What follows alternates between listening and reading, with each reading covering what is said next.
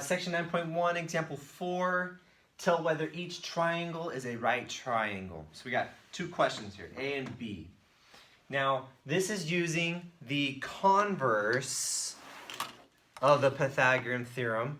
This is theorem 9.2, page 466 of your Big Ideas math book.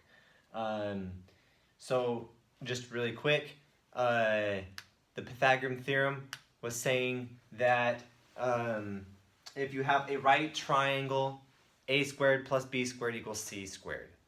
Now the converse is saying if a squared plus b squared does in fact equal c squared, then the triangle is a right triangle. So let's figure it out.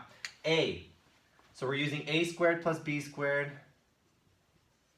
equals c squared. Remember, c is always a hypotenuse, the longest side, which looks like it will be the 12. Okay, so a squared plus b squared c squared.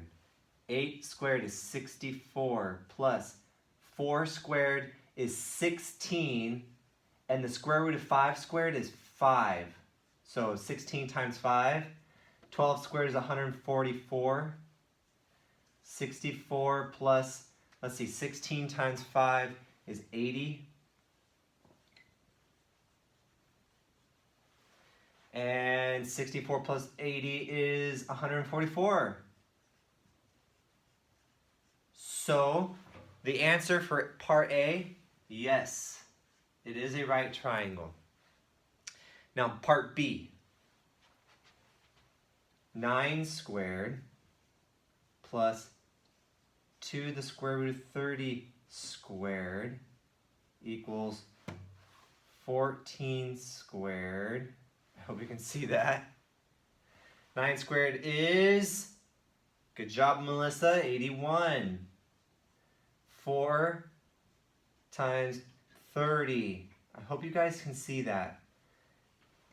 When you square this, 2 squared is 4, and the square root of 30. When you square the square root, you just take the number out. 14 squared. Ooh. 14 squared. I don't think I got that one off the top of my head.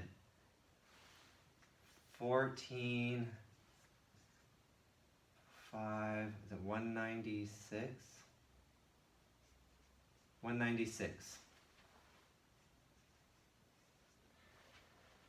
So we get 81 plus 4 times 30 is 120. 196. I think it's 196. 81 plus 120 is 201. Does that equal 196? No, it doesn't. So no, not a right triangle, even though they look so close to each other.